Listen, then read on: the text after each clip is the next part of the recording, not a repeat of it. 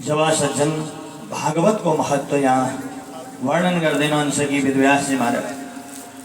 भागवत भने के हो त? हिजो हामीले श्रवण गर्दै गयौँ। श्रीमद् भागवत महापुराणमा जम्मा 335 अध्याय छन्, 18,000 श्लोक छन् अनि 12 स्कन्द यानि कि 12 स्कन्द छन्।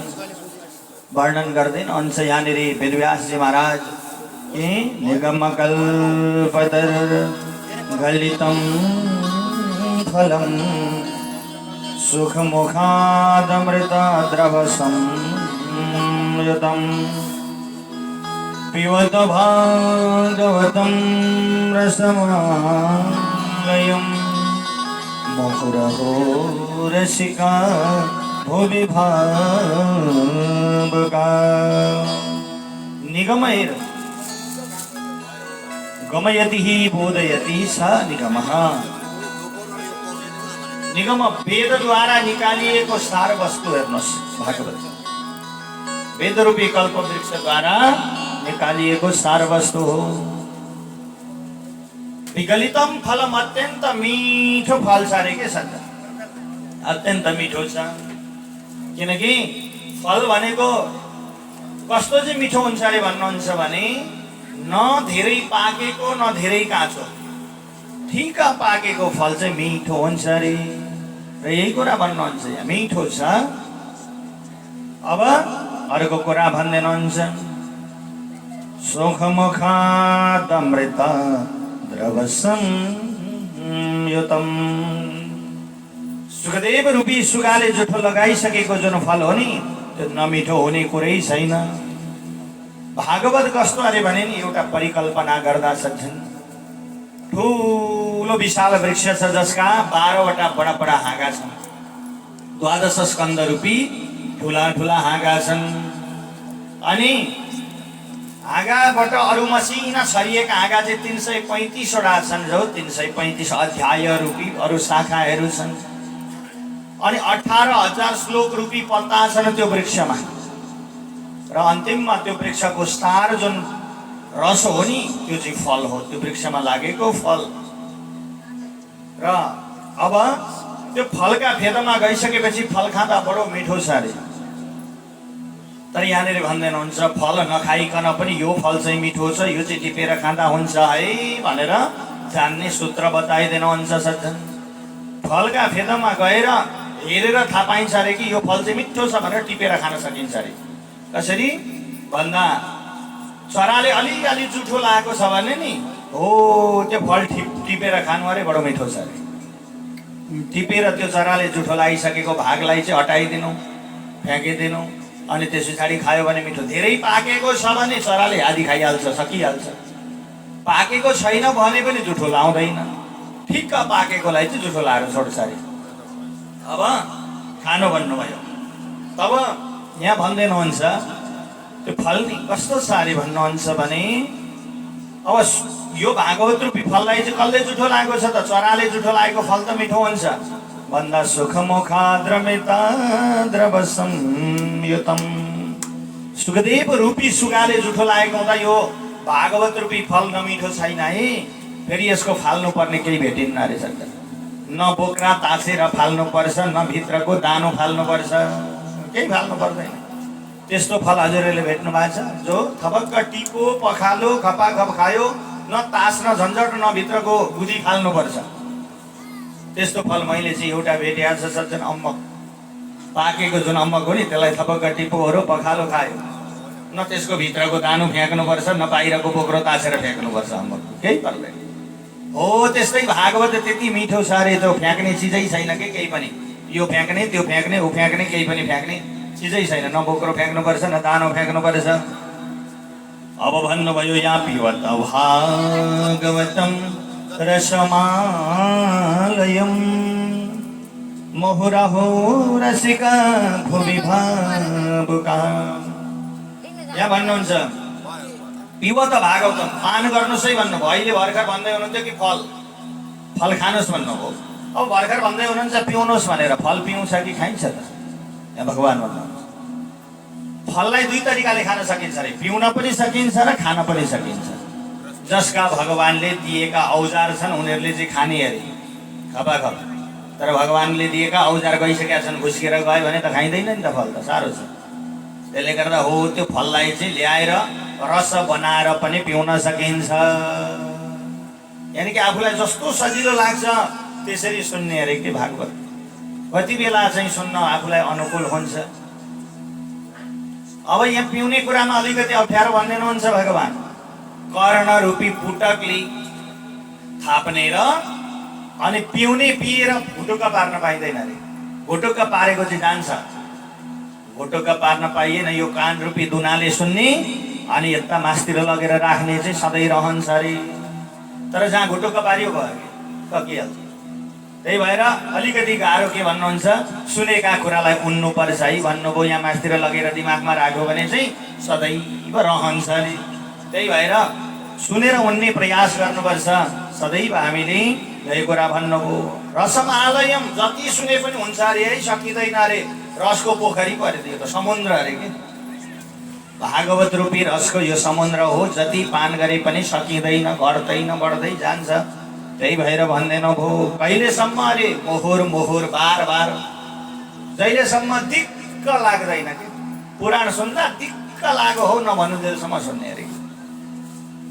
कति जानु सुन्दा सुन्दा वाक्क भइसके भन्ने जबसम्म हृदयमा लाग्दैन तबसम्म सुन्नु भन्दैन भो। अब पुराण सुन्दा कहिल्यै दिक्क लाग्दैन, यही शास्त्रले भन्छ कि। किनकि पुराण भनेकै नयाँ हो, जति सुनौ त्यति सुनौ लाग्ने। त्यही भएर यहाँ भन्दैन भो सज्जन। अब जम्मा 2 जनालाई मात्रै बोलाउनु भएको छ। भागवत सुन्ने अधिकार कसलाई छ अरे? 2 जनालाई मात्रै छ। वेदव्यासजी महाराज भन्नुहुन्छ रसिका भुवि भावुका। रसिकजन र भावुकजनलाई मात्रै सुन्ने अधिकार छ, अरूलाई छैन अरे। रसिकजन भनेको जो सुन्दा सुन्दा सुन्दा सुन्दा सुन्दा अगाउनु भएको छैन, अतृप्त हुनुभएको छ, जसले सुन्नु भएको छ उहाँहरूले सुन्ने। भावुक भनेको जसलाई सुन्ने इच्छा छ तर सुनेकै छैन कि। सुन्ने चाहना छ, इच्छा छ तर सुनेकै छैन हो। सुन्नु पर्छ सबै। अब के भन्नु पर्छ यहाँ? जसले सुन्या छैन उसले पनि सुन्नु, जसले सुन्या छ उसले पनि सुन्नु। 2 जनामा त त्यति परिएछ नि। सुन्नेले पनि सुन्नु, नसुन्नेले पनि सुन्नु है भन्नु भने बोलाउनु भयो। तब सज्जन यस्ता प्रकारले वर्णन गर्दैनुहुन्छ। अब यही भागवत कहाँबाट कसरी सुरु भयो, कसले पहिला सुनायो त यो धरामा, कसरी पस्किनु भयो यहाँ भन्नुहुन्छ। कसरी आयो अरे भने नि यहाँ भन्दै शङ्का गर्नुहुन्छ कि आखिर माथिबाट त्यो रसको भण्डार त सट्ट पाकेको फल तल झर्दा त आगाबाट हैन, झ्याम्म तल झर्दा त सबै फुटेर छताछुल्ल भयो होला नि त।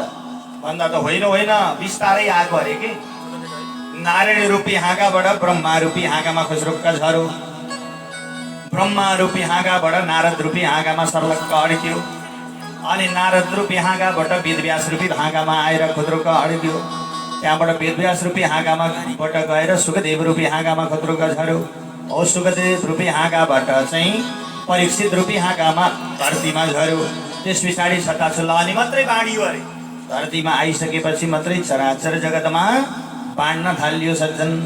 अब तत्पश्चात यहाँ भन्नुभयो नैमिषारण्य क्षेत्रमा शौनक आदि गरेका 88,000 ऋषिले सुतजीमा मुनिका मुखबाट श्रवण गर्नुभयो। सबभन्दा पहिला चतुर्मासाको नियमले 4 महिनाको विधिले चाहिँ नैमिषारण्य क्षेत्रमा। अब नैमिषारण्य क्षेत्र कसरी बन्यो त भन्नुहुन्छ भने एक समय शौनक आदि गरेका 88,000 महर्षिहरू, 88,000 महर्षि त जप गरेर तप गरेर बस्ने, जो जप तप गरेर बस्ने ऋषिहरूले ठाउँ खोज्दै हिँड्नु भएछ। कहीँ पनि पवित्र सुन्दर राम्रो ठाउँ भेट्नु भएन। सुन्दर पवित्र राम्रो ठाउँ नभेटेपछि ब्रह्माका शरणमा जानु भएछ। ए ब्रह्माजी, हामीले तपस्या गरेर बस्ने स्थान प्राप्त गर्न सकेनौँ, यज्ञ अनुष्ठान गर्ने ठाउँ छैन, राम्रो स्थान बताइदिनुहोस् न कहाँ छ, कस्तो छ भनेर सोद्धा त ब्रह्माले भन्नुभएछ एतद् मनोमयं चक्रं यस्पृष्टं मे वृष्यते यत्र श्रीयते नैमे स्वदेशा तपसा शुभः। ब्रह्माजी भन्नुहुन्छ यो मैले मनले परिकल्पना गरेर छोडेको जुन चक्र छ नि, यसका पिछा गर्नुहोस् तपाईहरू। यो गएर जहाँ बस्छ त्यही ठाउँमा तपाईँ फाड्नु ओर्नु कुटी बनाउनु जप गर्नु तप गर्नु हवन गर्नु जे गर्नु छ जहाँ यो गएर विश्राम लिन्छ त्यही ठाउँ उत्तम छ। तब जानुभयो ऋषिहरू पछि पछि लागेर जानुभयो अघि अघि सुदर्शन चक्र गयो। जाँदा जाँदा जाँदा जाँदा अरण्य भनेको ठुलो जङ्गलमा गएर बिचमा गएर त्यो निबी भनेको चक्रको चुचो चाहिँ टक्क गएर रोक्यो अरे के सर्वकसाले जाग्यो त्यहाँ गएर जङ्गलको बिचमा। निमी अरण्य श्रीयते इति नैमिषारण्य। निमी भनेको सुदर्शन चक्रको चुचो, अरण्य भनेको वन, श्रीयते भनेको जागिनु हो र यो तीनटा कुरो मिलेपछि त्यही ठाउँलाई नैमिषारण्य क्षेत्र भनियो। र त्यो नैमिषारण्य क्षेत्रमा रहँदै बस्दै गर्दाखेरि ऋषि महर्षिहरूले कथा त्यहीबाट हरेक पुराणका कथा सुन्नुभयो अरे सज्जन। त्यो नैमिषारण्य क्षेत्रमा कुनै पनि पुराणको सुरु हुन्छ सुतजीले आज्ञा गर्नुहुन्छ। सुतजीले सौनक आदि 88,000 ऋषिलाई सुनाउनुहुन्छ। तब नैमिषारण्य क्षेत्र त जो पुग्नु भयो त्यहाँ थाहा छ, जसले पुग्नु भएको छैन सुन्नुभयो त्यहाँ थाहा भयो। तर नैमिषारण्य क्षेत्र विशेष गरेर कहाँ हो त भन्दाखेरि जहाँ जहाँ भगवानका यज्ञ अनुष्ठान लाग्छन् नि नैमिषारण्य त्यही हो। अहिले 7 दिनका लागि यो क्षेत्र नि नैमिषारण्य हो। यहाँनिर सत्सङ्ग भइरहेको छ हैन, कथा रूपी अमृत प्रवाह भइरहेको छ। श्रोताले आएर जब कान रूपी धुनाले भरिकन पान गर्दै हुनुहुन्छ भने नैमिषारण्य क्षेत्र नै यही हो सज्जन। अब यो नैमिषारण्य क्षेत्रमा सौनक आदि गरेका 88,000 ऋषि जप तप गरेर बिहान आफ्नो नित्य कर्म सकेर हवन गर्नका लागि निक्लिनु भएछ। यज्ञ कुण्डमा हवन गर्न भनेर निक्लिएको त एक दिन त सुत पौराणिक रोमहर्षण नाम गरिएका सुत पौराणिक आउनु भएछ कि सुत पौराणिक आउनुभयो र यसो ऋषिहरूले देख्नुभयो, उठ्नुभयो, सम्मान गर्नुभयो, सत्कार गर्नुभयो र उच्च आसनमा लगेर राख्नुभयो। प्रभु गुरुजी आउनु भएछ आज। अहो हाम्रो हो भाग्य, आज गुरुदेवलाई प्राप्त गर्यौँ। हाम्रा कहिलेदेखिका मनमा लागेका शङ्का उपशङ्का, मनमा लागेका कुराहरूलाई जप तप गरेर हामीले पूर्ण गर्न सकेका थिएनौँ। अब गुरुजी आउनुभयो। गुरुजी आइसकेपछि त हाम्रो पक्का पनि मनोकामना पूर्ण हुनेछ। रोमहर्षण नाम गरेका सुत पौराणिक किन रोमहर्षण भनियो अरे भने नि जब सुत पौराणिकले कथा सुनाउँदाखेरि भक्तजनका रौँ ठाडा ठाडा हुन्थ्यो अरे कि जरिङ जरिङ हुन्थ्यो अरे। हो त्यस कारणले गर्दा रोमहर्षण नाम राखिदिनु भयो। त्यहाँ उच्च आसनमा राखेपछि ऋषिले सोध्नु भएछ ती सुतजी सुत पौराणिकले ऋषिहरूलाई, हे प्रभु हजुरहरू त म भन्दा पनि महान हुनुहुन्छ, वृद्ध हुनुहुन्छ, ज्ञानी हुनुहुन्छ, तपस्वी हुनुहुन्छ, ध्यानी हुनुहुन्छ, तर मलाई त एउटा उच्च आसनमा राखिरह्यो हजुरहरूले के गर्नुभएको, किन राख्नु भएको प्रभु? मलाई म त्यहाँ बस्नको अधिकारी थिएँ त, लायक थिएँ भनेर सोध्दै गर्दाखेरि भन्नुहुन्छ यहाँ ऋषिहरू, धन वृद्ध बल वृद्ध आयु वृद्ध तथैव च ते सर्व परिज्ञान वृद्धाश्च किंकरा शिष्य किंकरः। धन वृद्ध संसारमा सबभन्दा मान्नुपर्ने इज्जत गर्नुपर्ने कसलाई अरे? सम्पत्ति भएका मान्छेलाई भन्नुभयो एकजना ऋषिले। जोसँग धन छ नि, धेरै सम्पत्ति छ, उसलाई चाहिँ सम्मान गर्नुपर्छ अरे। हाजी हाजी भन्नुपर्छ अरे। अर्का ऋषिले भन्नुभयो होइन होइन त्यसो गर्न हुँदैन। बल वृद्ध जो बलियो छ त्यसलाई चाहिँ मान्नुपर्छ, बलियाले त जे पनि गर्छ। त्यही भएर बल वृद्ध जोसँग बल छ उसलाई सम्मान गर्नुपर्छ भन्नुभयो। अर्काले भन्नुभयो होइन आयु वृद्ध जो उमेरमा बुढा बुढी छन् नि हो तिनीहरूलाई सम्मान गर्नुपर्छ भन्नुभयो। तर यहाँनिर अर्का ऋषिले भन्नुभयो धन भएकालाई मान्ने आफ्नै ठाउँ छ, बल भएकालाई मान्ने आफ्नै ठाउँ छ, अनि उमेरमा बुढाबुढीलाई मान्ने आफ्नै ठाउँ छ। तर ते सर्वोपरि ज्ञान वृद्धश्च किंकरा शिष्य किंकरः। यो भन्दा पनि उत्तम के हुन्छ अरे? ज्ञान वृद्धाश्च जो ज्ञानी छ नि, जो विद्वान छ हो त्यसलाई चाहिँ हर जग्गा चराचर संसार विश्व ब्रह्माण्डमा पूज्यमान हुन्छ अरे, सम्मानित हुन्छ भनेर यहाँ वर्णन गर्दैन हुन्छ सज्जन। त्यही भएर भनेको रहेछ स्वदेशे पूज्यते नृप विद्वान सर्वत्र पूज्यते। स्वदेशे आफ्नो देशमा मात्रै राजा पूज्यमान हुन्छन् अरे, तर विद्वान त चराचर विश्व ब्रह्माण्डमा हर काहीँ पूज्यमान हुन्छन्।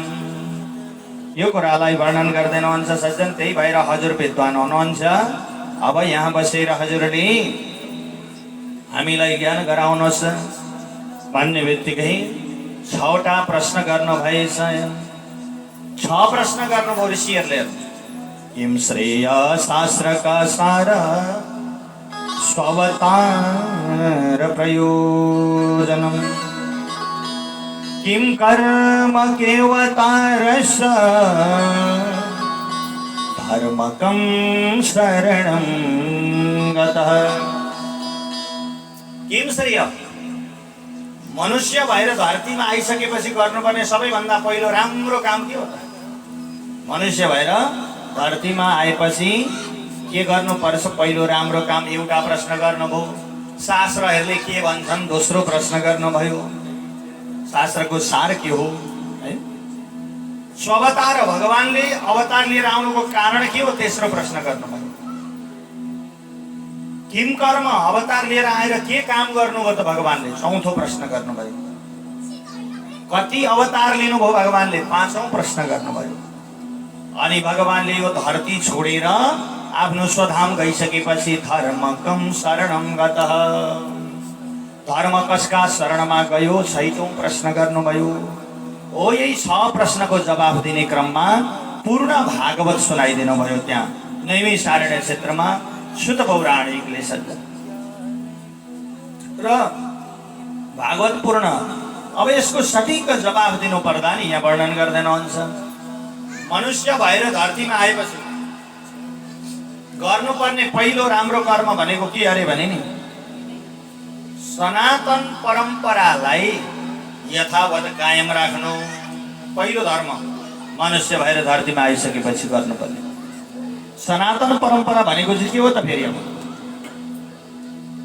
धर्म, संस्कार, संस्कृति, यी 3वटा कुरा सुन्दा उस्तै लाग्छ, तर छुट्टा छुट्टै हुन हेर्नु सुन्दा उस्तै लाग्छ। हामी भन्छौँ नि हाम्रो धर्म, संस्कार, संस्कृति बचाउन आएका भनेर भनिरहेका हुन्छौँ। काहीँ केही जाँदा केही कर्म गरिरहँदाखेरि धर्म भनेको सानो हुइन्जेलसम्म त्यो सन्तानलाई हुर्काउने, पालन पोषण गर्ने, ठुलो बनाउने धर्म भनेको बाबुआमाको। अब त्यो सन्तान ठुलो भइसकेपछि माता पितालाई उसले पालन पोषण गर्ने उसको धर्म हो, धर्म यो। अब संस्कार भनेको चाहिँ के हो त भन्दा नामकरण संस्कार। कुनै पनि सन्तान जन्मियो त्यहाँ नामकरण संस्कार गर्नुपर्छ।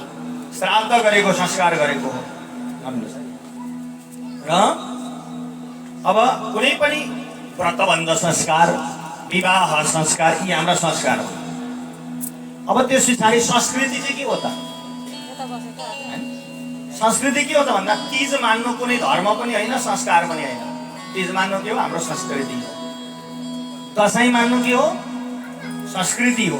तिहार मान्नु के हो? संस्कृति हो। छठ मान्नु के हो? संस्कृति हो। यिनीहरू सबै हाम्रा संस्कृतिभित्र पर्छन्। धर्म छुट्टै हो, संस्कार छुट्टै हो, संस्कृति छुट्टै हो। अब बाबु बाजेले मानेर आएको परम्परालाई मान्नु के हो त भन्दा हो त्यो धर्म हो। बाबु बाजेले जे गर्दै आउनुभयो तिनीहरूलाई मानेर जानु त्यो हाम्रो धर्म हो, त्यो मान्नै पर्छ। सन्तानले कुनै पनि बाबु जिजु बाजेहरूले गर्दै आएको जुन छ नि धर्म हो त्यसलाई छोड्छु भन्न पाइँदैन। सनातनी होइँदैन। छोडियो भने त सनातन छोडियो, सनातन भन्दा बाहिरको हो सत्य। अब मान्दै गर्दा युग परिवर्तन हुँदै जान्छ, ठ्याक्कै त्यस्तै नजानिएला है। हिजो जिजुले कस्तो गर्नुभयो त्यो हामीहरूलाई थाहा नहोला, अनि बुवाले हजुरबाले गरेको पनि थाहा नहोला, बुवाले गरेको अलिअलि देख्यो, सबै थाहा छैन। अरे कस्तो गर्ने त भन्दा आफूले जस्तो जानिन्छ त्यस्तै गर्नुपर्छ। म गर्छु मेरो तरिकाले गर्छु भन्न पाइयो, त्यसलाई परिमार्जन भनिन्छ। तर मैले जाने छैन म गर्दिनँ भन्न पाइँदैन, किनभने त्यो चाहिँ परिवर्तन भयो, त्याग्न पाइँदैन भनिएको छ नि। के भन्छ शास्त्रले भने सज्जन, स्वधर्म निधनम श्रेय पराधर्म भयावह। आफ्नो धर्ममा जति ढुक्कसँगले बस्न सकिन्छ नि त्यति ढुक्कसँगले दोस्रो धर्ममा गएर बस्न सकिन्न रे। भन्नुको तात्पर्य हामी हाम्रा घरमा जति सुरक्षित हुन्छौँ नि सक्छ, हाम्रा घरमा जति सुरक्षित हुन्छौँ त्यति अर्काका घरमा सुरक्षित हुँदैनौँ क्या। किनभने त्यहाँ एउटा सानो गल्ती गर्दा पनि हाम्रो मन डराउँछ अरे, भलै नभनौँ केही, तर सानो गल्ती गरिएछ अर्काका घरमा भने मन डराउँछ अरे कि राम राम राम मैले यत्रो गल्ती गरेँ के भन्छन् नि अब यिनीहरूले, मलाई डराउँछ। तर आफ्ना घरमा सानोतिनो बिगार गरिकन हामी डराउँछौँ न अरे, किन भन्दा मेरो घर हो नि त, यो त बिगार भयो त भयो हो, तर अर्का घरमा सानोतिनो बिगार भयो भने हाम्रो सातो जान्छ हो। त्यही भएर स्वधर्म आफ्नो घरभन्दा सुरक्षित संसारमा अर्को छैन। परधर्मो भयावह, त्यही भन्नु। अब यसरी हामीले यो संस्कार, धर्म, संस्कार, संस्कृति हामीले छोड्न मिल्दैन कहिल्यै पनि। हामीले हाम्रा तरिकाले हामी गरेर जानुपर्छ सज्जन। हेर्नुहोस्, यदि त्यसो गरिएन भने सनातन परम्पराबाट हामी भाग्छौँ। तर यो भनिरहला कतिपय चाहिँ नि गर्नुपर्ने नपर्ने, पर्थे होलान् कि पर्दैन थिए कि होइन, हो त्यो चाहिँ सन्तानले जान्न जरुरी छ है, याद गर्नु होला। किनकि उहिले उहिले यस्ता नि मलाई कता कता दुःख लागेर आउँछ सज्जन, यस्ता यस्ता हाम्रा बुबाहरू हजुरबाहरूसँग यस्ता यस्ता मन्त्र थिए जुन मन्त्र उनीहरूसँगै गए कि उनीहरूसँगै गए। ती पुस्ता हस्तान्तरण भएको भए त अहिलेसम्म रहन्थ्यो होला नि त। अहिले भन्छौँ हामी गोमन सापले टोक्दाखेरि समयमा हस्पिटल पुगेन भने मान्छे मर्छ, तर तिनै गोमन सापले टोक्दाखेरि फुकेर ती विष झार्ने मन्त्र ती बाहरूसँग थिए कि मन्त्र थिए। मन्त्र साधना गर्नुभएको थियो, त्यो साधना गरेको मन्त्रले त्यो टोक्दै गरेको ठाउँमा फुक्दै जाँदाखेरि त्यो विष तीबाट फर्केर निक्लिन्थ्यो कि बाहिर, रिटर्न निक्लिन्थ्यो र त्यो मान्छेलाई केही पनि हुँदैन। तर उहिलेको के थियो, मन्त्र बाँड्नु हुँदैन, मन्त्रको शक्ति जान्छ भनेर दिने चलन थिएन नि। त्यहाँ गएर फेरि एउटा कुरो चाहिँ सही पनि हो है, म यो मन्त्रको साधना गर्छु, म हजुरलाई गुरु बनाउँछु, मलाई चेलो बनाउनुहोस्, मन्त्र दिनुहोस् भनेर हामी श्रद्धा साथ जाँदा मात्रै दिने हो कि।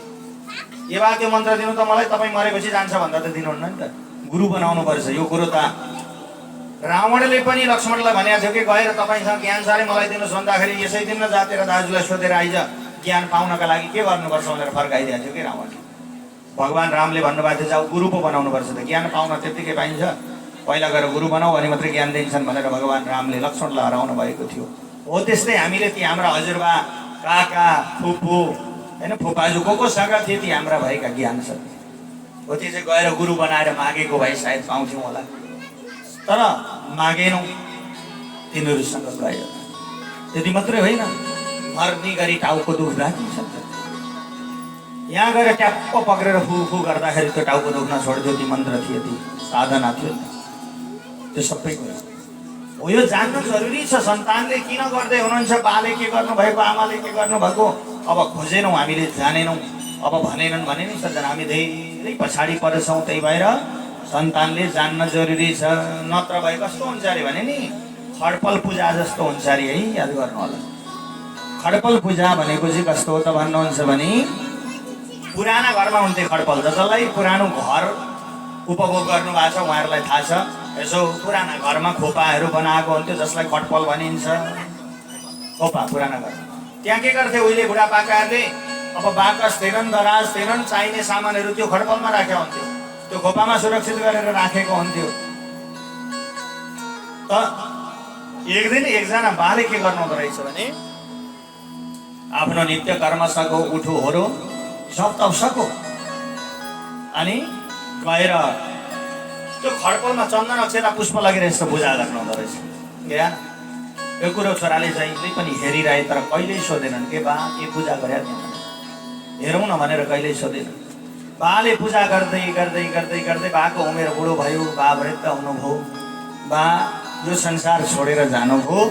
1 वर्षसम्म छोराले केही गरेनन्। वर्ष दिन पुगेका भोलिपल्टबाट त्यो खडपलको पूजा गर्न छोराले सुरु गरे, तर उनले पनि हेरेनन् के त्यहाँ के छ भनेर। बाले के को पूजा गरेर चाहिँ आखिर आफू आधिकारिक भएपछि त आफूले पूजा गर्ने भएपछि त हेर्दा पनि हुन्थ्यो नि त, तर हेरेनन् उनले, पुज्ने काम मात्रै गरे।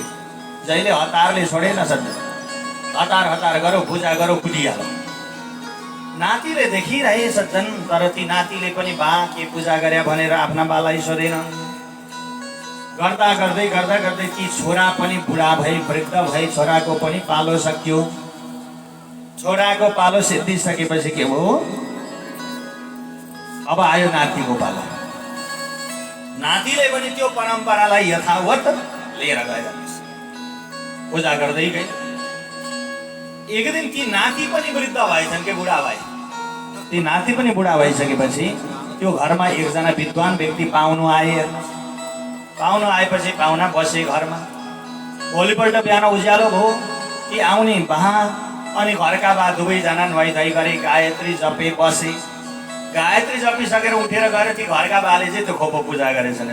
घटपल पूजा गर्दै गर्दा भने ती आउने पाहुनाले भने प्रभु उठेर गएर हजुरले के को पूजा गर्नुभयो भने कि लौ थाहा छैन के को पूजा, यो त हाम्रो परम्परा हो। के को पूजा त मलाई थाहा छैन, तर मेरा हजुरबाले पनि यो पूजा गर्नुभएको, बुवाले पनि मेरो यो पूजा गर्नुभयो, मैले पनि गर्दैछु, मेरा छोराले पनि गर्नुपर्छ। अब यो त हाम्रो परम्परा भयो। ती आउने अतिथिले भनेछन् ठिक छ, परम्परा त माने, मैले परम्परा मान्नुपर्छ, धान्नुपर्छ, सबै गर्नुपर्छ, तर पूजा चाहिँ के को भयो मैले यो मात्रै प्रश्न गर्दैछु कि हजुरलाई। के को पूजा गर्नुभयो त? त्यहाँ कुलदेवता हुनुहुन्थ्यो कि पितृदेवता हुनुहुन्थ्यो कि अन्य कुनै होइन अनमोल वस्तु राख्नु भएको थियो र पूजा गरे हो कि के थियो त भन्दै गर्दा त ती घरका बाले भन्नुभएछ लौ थाहा छैन त्यो त के थियो, के थियो, के को पूजा गरे नि थाहा छैन। त्यसो भए त ल आज हेरौँ न त तपाईँले पुज्दै गरेका भगवान चाहिँ के छन् त। ती आउने अतिथि पाहुना र घरका बा मिलेर त्यस दिन गएर हेर्दा त एउटा कपडाले बाँधेर राखेको पोको थियो सज्जनहरू जस्तो। त्यो कपडाले बाँधेको त्यो गाँठो यस्तो छोको फेस्लेक्क खुस्क्यो, किनभने कहिले मकाएको रहेछ कि मकाइसक्यो। खोलेर हेर्दाखेरि त नि भित्र रामायणका पुस्तकका कुड्का, महाभारतका पुस्तकका कुड्का, वेदका पुस्तकका कुड्का, निर्णय सिन्धुका पुस्तकका कुड्का, धर्म सिन्धुका कुड्का, यानि कि पुस्तक बाँधेर राख्नु भएको रहेछ बाली। त्यो त पुज्ने काम मात्रै भयो। छोराहरूले त पल्टाएनन्, हेरेनन्, धुलो टकटक्याएनन्, त्यसलाई संरक्षण गर्नुपर्छ भन्ने कुरो थाहा भएन, केवल पुज्ने काम मात्रै भयो। भरे त त्यो चिजै सकिएछ कि पुज्ने चिजै सकियो, किनकि मकाएर कुड्का भइसकेपछि त के पुज्नु त्यहाँ। अनि ती आउने अतिथिले भनेछन् अब तपाईँले यो खडपल पुज्नु पर्दैन है, किन भन्दा पुज्ने चिज सकियो। त्यसले गर्दा पुज्नु पर्दैन, छोड्दैन भयो। यस्तै भए गरिरहेका छौँ कि हामी परम्परा मान्ने क्रममा गर्नु नपर्ने चिज गर्दैछौँ या गर्नुपर्ने चिजलाई छोड्दैछौँ। त्यो दुइटै हुन सक्छ नि।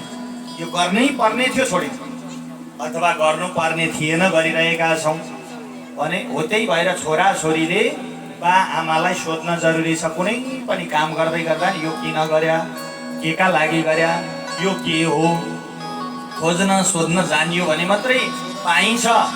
यदि खोजिएन सोधिएन भने नि बा आमा गएका दिन त्यो सबै संस्कार, संस्कृति, धर्म सबै जान्छ। राधेश्याम हुन्छ अनि भोलि पर्सि मेरा हजुरबाको नाम के थियो भनेर खोज्न आउँछ। सोधिएन भने त थाहा हुँदैन नि त। कतिपय ठाउँमा यो समस्या छ सज्जन। अहिले मैले भन्न खोजेको के हो भने हजुरहरू जान्नुहुन्न, हजुरहरूलाई थाहा छैन भनेर होइन, जान्नुहुन्छ, तर पनि यो समस्या चाहिँ संसारमा छ कि म कतिपय ठाउँमा श्राद्ध गराउन जान्छु, किनकि म पनि एउटा होइन कर्म गराउँदै गर्दा हजुरले बिहासँग बसेको गुरु मात्रै देख्नुहुन्छ, तर म सानो ठुलो सबै गराउँछु। त्यसले गर्दा श्राद्ध गराउन जाँदै गर्दाखेरि हजुरका बुवाको नाम भन्नुहुन्छ, आमाको नाम भन्नुहुन्छ, हजुरबाको नाम के भन्दा त थाहा छैन। लगेर त हजुरबाको नामै थाहा छैन। नातिले श्राद्ध गर्दैछन्, अब त्यहाँ ककसको चाहिन्छ, बुवाको, हजुरबाको, कुप्रीबाको, तिन बाको नाम चाहिन्छ। आमा, हजुरआमा, बुढी आमाको चाहिन्छ, मावलपट्टिका उति नै चाहिन्छ। अनि सबै राधेश्याम हुन्छ त्यहाँ। के नामै थाहा छैन त अनि यथा नाम भन्दै दिनु परेन हामीले, नामै थाहा नपाएपछि। त्यसले गर्दा हो यी चिज हामीलाई चाहिने चिज हुन् कि मैले भन्न खोजेँ हजुर सज्जन। यी चिज भनेको चाहिने चिज हो, किनकि खोज्नुपर्छ। हामीले खोज्दा भेट्छौँ है, तर जो खोज्दाखेरि दिने मान्छे नै छैनन् भने चाहिँ भेट्दैनौँ फेरि। किनकि माउली पक्षका मामाहरू हुँदैखेरि हामीले सोध्यौँ भने माउली पक्षको सबै भेटिन्छ। तर मामा गइसकेपछि मामाका छोरा भाइहरूलाई सोद्धा थाहा नहुन सक्छ त्यो, किनकि उनीहरूलाई धेरै कुरा थाहा नहुन सक्छ, उनीहरूलाई आफूलाई चाहिने मात्रै राखेको होला। तर मावली दाइहरू भन्दा भान्जे भाइ अलि मासतिर जान्छ कि मामासँग पुग्छ। त्यही भएर मामालाई नै सोध्नुपर्छ भान्जाले के चाहिन्छ, मावली पक्षको हामीलाई हो यस्ता कुरालाई खोज्न जरुरी छ, जान्न जरुरी छ। यही भन्छन्, हेर्नुहोस् धर्म कर्मले यही भन्नु। अनि त्यस पछाडि गएर शास्त्रले पनि यही निर्देशन गर्यो कि तिमी सत्कर्म गर, राम्रो काम गर, जहिले पनि भगवानका चरणमा आफ्नो शिरलाई झुकाऊ, भगवानको चिन्तन गर, मनन गर, कीर्तन गर, यसमा तिम्रो कल्याण हुन्छ है भनेर सबैलाई सबै शास्त्रहरूले सबै भक्तजनलाई निर्देशन गरिएको छ। बोले आनन्द कन्द भगवानको, बोले भक्त वत्सल भगवान की। यो कलिको अन्त्य कहिले हुने हो,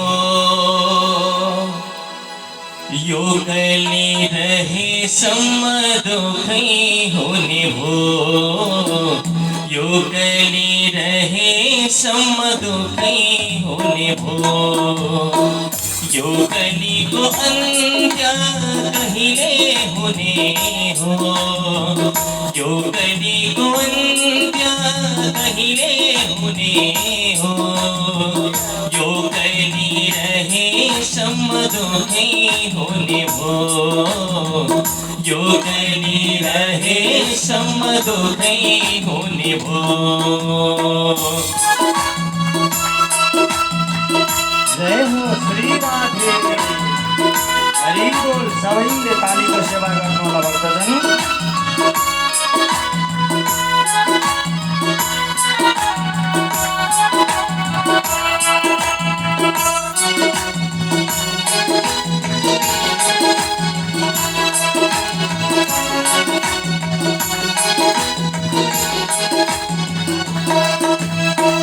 जता ततै हत्या हिंसा बाँच्ने गाह्रो भो, जता ततै हत्या हिंसा बाँच्ने गाह्रो भो। डुब्न लाग्यो भव सागर थाम्नै गाह्रो भो, डुब्न लाग्यो भव सागर थाम्नै गाह्रो भो। मानियाको देवी देउता हेला भयो नि, मानियाको देवी देउता हेला भयो नि। धामी झाँक्री पण्डित लामा रेला भयो नि, धामी झाँक्री पण्डित लामा रेला भयो नि। यो कलिको अन्त्य कहिले हुने हो, यो कलिको अन्त्य कहिले हुने हो, यो कली रहेसम्म दुखै हुने हो, यो कली रहेसम्म दुखै हुने हो।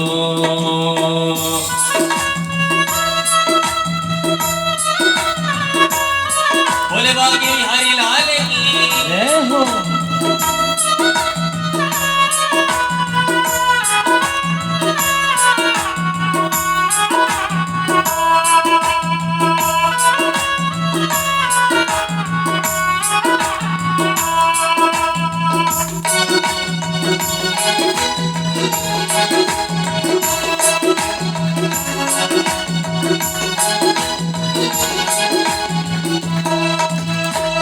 काका काकी बड़ा बड़ी साली ठुली आमा, काका काकी बड़ा बड़ी साली ठुली आमा। भन्छ भन्दै फुपा फुपो माई झुरा मामा, भन्छ भन्दै फुपा फुपो माई झुरा मामा। छैन अब के होला त मात्र अङ्कल आन्टी, छैन अब के होला त मात्र अङ्कल आन्टी।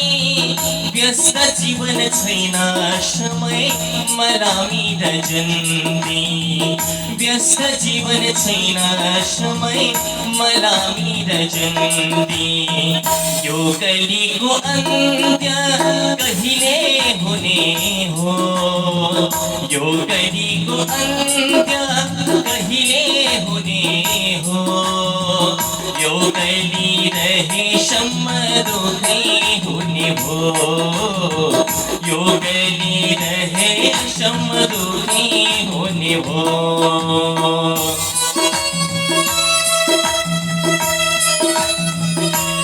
जय हो श्री राधे हरि सबैले दुई हातले ताली गर्दै हित राधे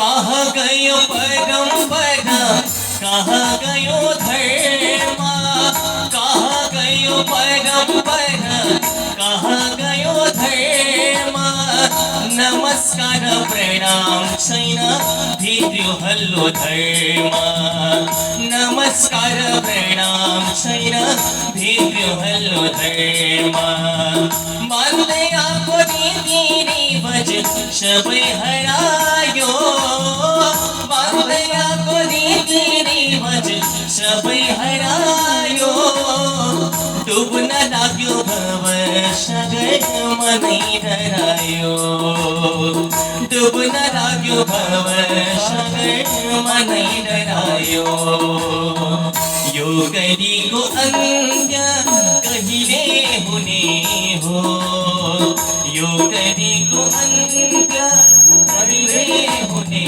हो यो कली रहेसम्म दुःखै हुने भो यो कली रहेसम्म दुःखै हुने भो यो कली रहेसम्म दुःखै हुने भो यो कली रहेसम्म दुःखै हुने भो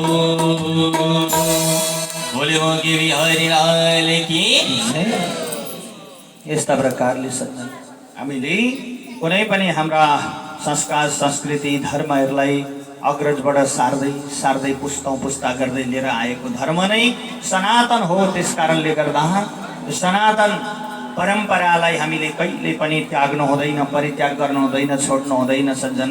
त्यस कारणले नराम्रा कुरालाई छोड्दै राम्रा कुरालाई भित्र्याउँदै त्यसमा तर परिवर्तन होइन परिमार्जन गर्दै लानुपर्छ सज्जन। यिनै कुरा शास्त्रहरूले निर्देशन गरे। अब भगवानले अवतार लिनुको कारण पनि के हो त भन्दा नराम्रोलाई हटाएर राम्रो स्थापना गर्नु हो कि। जब जब धर्ममा धावा बोल्छन्, जब जब सङ्कट पर्छ त्यही बेला भगवानले अवतार लिएर आउनुभएको छ र राम्रालाई स्थापना गरेर नराम्रालाई त्याग्नु भएको छ।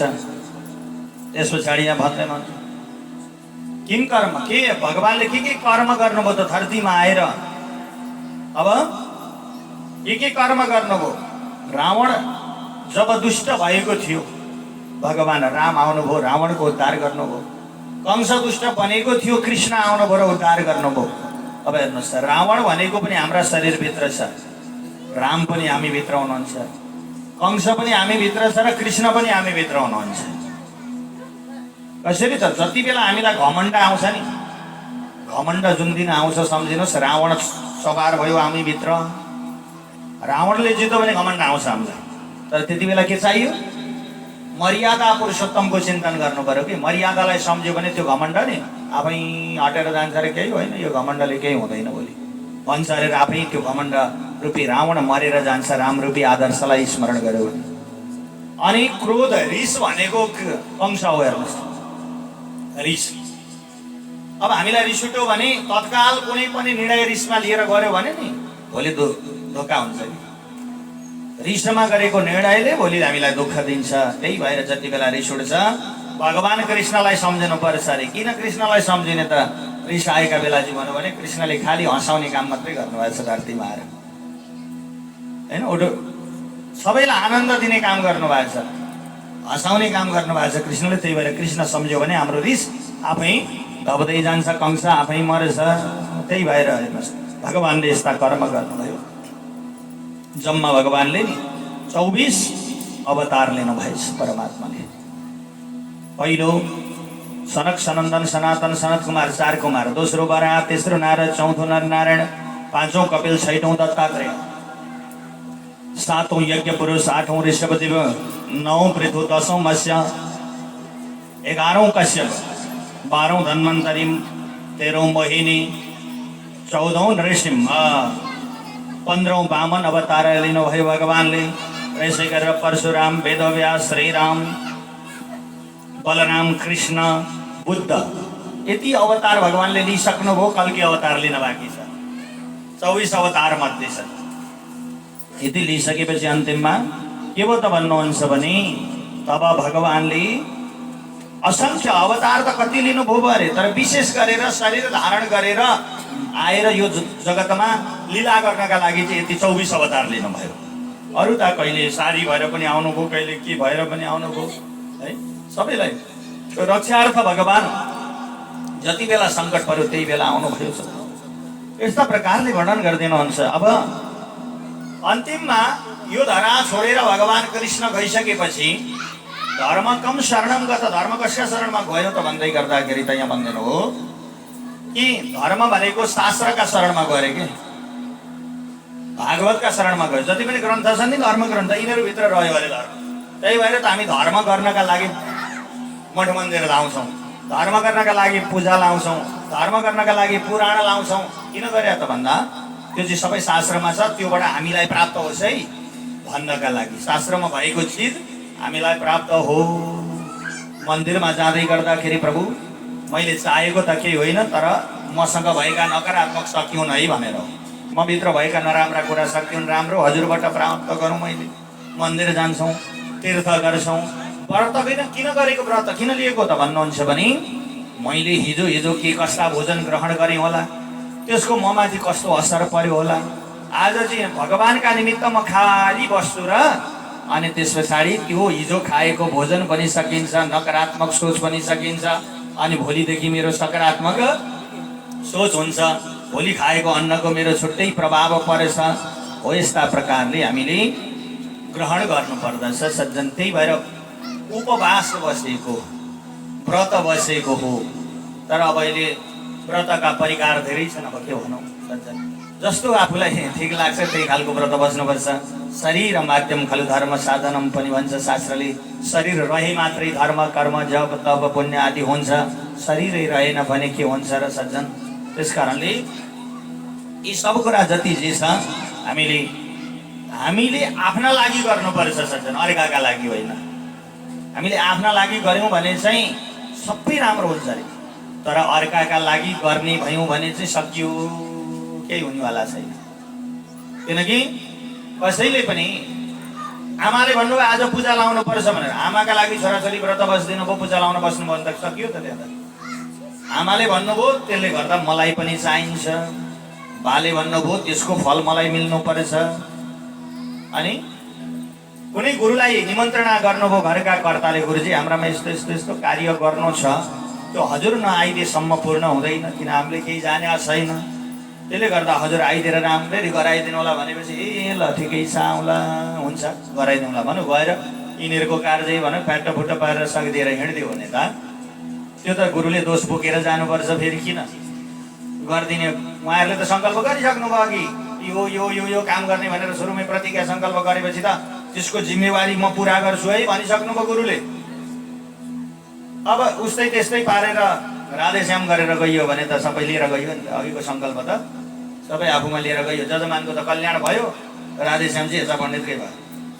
त्यसले गर्दा हो यस्ता कर्मलाई चाहिँ के गर्ने भन्दाखेरि यो मैले गर्दैनछु भने मेरो पनि कल्याण हुन्छ, जजमानको पनि कल्याण हुन्छ, दुइटैको कि यताको पनि राम्रो उताको पनि राम्रो, दुईतिरैको राम्रो भयो भने त जजमानको जय जयकार हुनु त गुरुको पनि जय जयकार हो। त्यसले गर्दा हो यो कुनै पनि कर्म गर्दा म मेरा लागि गर्दैछु भनेर गरियो भने असफल कहिल्यै हुँदैन अरे। हेर्नुहोस्, र यो गरिदिनुहुन्छ भगवान्ले। अन्तिममा यहाँ सोध्नुहुन्छ, हे प्रभु, सौनका आदि 88,000 ऋषि सुदेश महाराजलाई सोध्नुहुन्छ प्रभु परमात्मा, भगवान्ले भागवतको रचना किन, केका लागि, के कारणले रचना गर्नुभयो? भागवतको रचना गर्नुभएछ अरे भन्ने सुन्या हो। कसरी भन्दै गर्दा त यहाँ भन्नुहुन्छ, लौ ठिक छ, म भागवतको रचना कसरी भएछ त्यसको कुरा सुनाउँछु, तर सबभन्दा पहिला मेरा गुरुजीको चिन्तन गर्छु। म मेरा गुरुजी सुखदेव महामुनिको जन्म कसरी भयो? सुखदेव महामुनि भनेका भागवतको प्रमुख वक्ता, जसले 7 दिनका नियमले यो धरतीमा भागवतलाई सर्दिनु भयो। 7 दिनका नियमले सुन्नुपर्छ है भनेर चाहिँ यो धरामा भागवत छोड्नेवाला व्यक्ति सुखदेव महामुनि। र एक समय के भएछ भने नारद त विश्व ब्रह्माण्डमा घुमेर हिँड्ने भ्रमण गर्ने व्यक्ति नारद कैलाश पर्वत जानुभएछ। अब फेरि हामीलाई के लाग्छ भने नारद भन्ने बित्तिकै हामीले के बुझ्यौँ? नारद भनेको त यताका कुरा उता लाने, उताका कुरा त्यता लानेर लगेर कुरा जुदाइदिने, झगडा गराइदिने भन्छौँ नि हामी। हो, नारदलाई त्यसरी बुझ्छौँ, तर होइन। हेर्नुहोला, नरम ज्ञानम ददाति इति नारद। नर भनेको हामी मनुष्यलाई, ज्ञानम ज्ञान चाहिँ बाँड्दै हिँड्ने व्यक्ति नारद। नारद कहिलेकाहीँ यता र उता कुरा जुदाएर झगडा गराउनुहुन्छ, तर केका लागि? ज्ञान दिनका लागि। यो कर्म यसरी गर्यो भने चाहिँ झगडा हुन्छ है, त्यहाँ प्रस्ट्याइदिनुहुन्छ नि। आफूले व्यवहारमा ल्याएर के, जस्तै सानो कुरामा दाजुभाइले मनमुटाव गर्यो भने दाजुभाइभित्र ठुलो द्वन्द्व हुन्छ। त्यो कुरालाई त्यहाँ झगडा गरेर नारदजीले क्लियर पारिदिनुहुन्छ। झगडा गर्यो भने चाहिँ यस्तो हुन्छ, झगडा गर्नु हुँदैन है भने हो। तर गरे देख्छौँ हामीले, ए नारदले त यसो गरेको छ भने तिर चाहिँ जान्छ कि त्यहाँ। अर्को कुरा, नारद भनेको संसार विश्व ब्रह्माण्डमा कसैको गाली नखाने व्यक्ति नारद। देवलोकमा जानुहुन्छ, देवताले भन्नुहुन्छ देवर्षि नारद आउनुभयो। अब दैत्यलोकमा जानुहुन्छ, त्यहाँ पनि काम बनाइदिनुहुन्छ। ओहो, हाम्रा गुरुजी भन्छन् दैत्यहरू पनि पूजै गर्छन्। अब मनुष्य लोकमा त छन्, मनुष्यहरूको त काम बनाउनेवाला व्यक्ति नारद, कहीँ गाली नखानेवाला व्यक्ति नारद। उता गयो कुरा मिलायो, त्यता गयो कुरा मिलायो, उहाँ गयो कुरा मिलायो, ठिक्क कुरा मिलाउन जान्ने भएर नारद। अर्को, नारद शब्दबाटै स्पष्ट छ, जसले बोलेको कहिल्यै रद्द हुँदैन। नारद रद्द हुँदैन, जसले बोलेको झुटो कहिल्यै हुँदैन। यस्ता प्रकारले नारद कैलाश पर्वतमा पुग्नु भएछ सज्जन नारद। त्यति बेला माता पार्वतीले देख्नुभयो नारद आएको। नारद आउँदै हुनुहुन्छ। अब विश्व ब्रह्माण्डको हाल खबर नारदले लिएर आउनुभयो। त्यहाँबाट गएर माताले उच्च आसनमा राख्नुभएछ, सम्मान गर्नुभएछ, सत्कार गर्नुभएछ। माता पार्वतीले सोध्नुहुन्छ, नारद हजुर त विश्व ब्रह्माण्ड भ्रमण गरेर हिँड्ने व्यक्ति, के छ, कस्तो छ, चराचर जगतमा को प्राणी कसरी बसेका छन् सुनाउनुहोस् न भनेर आग्रह गर्दा त नारदले भन्नुभएछ, माता सबै ठिकै छ, यसो दृष्टिले हेर्दा त सबै ठिकै लाग्यो, तर संसारमा गर्ने जुन माया छ, प्रेम छ, सद्भाव छ नि, यो चाहिँ निस्वार्थ छैन है। स्वार्थी देखेँ मैले त। संसार विश्व ब्रह्माण्डमा गर्ने माया जुन छ यो निस्वार्थ छैन, स्वार्थसँग छ। कसरी छ त भन्दा केही पाउनका लागि कसैले कसैलाई माया गर्दैछ, यो मात्रै देख्छ। निस्वार्थ प्रेम गर्ने भनेको चाहिँ 12 आमाले छोराछोरीलाई गरेर देखेँ, बाँकीहरूले गरेका छैन। 12 आमाले चाहिँ किन निस्वार्थ गरे अरे त भन्दा यी मेरा छोराछोरी गतिला हुन् भनेर गरे के आमाले। गतिला हुन् भने पाउने आशा छैन। भोलि गतिला भएर केही दिए पनि ठिकै छ, दिएनन् भने पनि ठिकै छ। बुढेसकालमा हेरे भने पनि ठिक छ, हेरेन भने पनि ठिक छ, तर जसरी भए पनि उनीहरू चाहिँ गतिलै हुनुपर्छ। यो भावना मात्र हुन्छ अरे जहिले पनि बा आमासँग। मेरा सन्तानले दुःख पाउनु हुँदैन, मेरा छोरीले नराम्रो लाउनु हुँदैन, मेरी छोरीले नराम्रो खानु हुँदैन, मेरा छोराले अरू साथीसँग हिँड्दै गर्दा साथीहरू जतिको मेरो छोरो पनि हुनुपर्छ। यो धारणा चाहिँ 12 आमासँग हुन्छ अरे। तर त्यही शब्द जस्तो उल्टा पर्छ। त्यो भनिरहने बा आमाले जब बुढेसकाल हुन्छ, बा आमासँग तागत हुँदैन, शक्ति हुँदैन, त्यति बेला ती सन्तानले चाहिँ मेरा बाका लुगा फाटेछन्, मेरी आमाले मिठो खान पाउनु भएनछ भन्ने धारणा चाहिँ थोरै मात्रै आउँछ अरे। थोरै सन्तानमा मात्रै आउँछ, धेरैमा आउँदैन।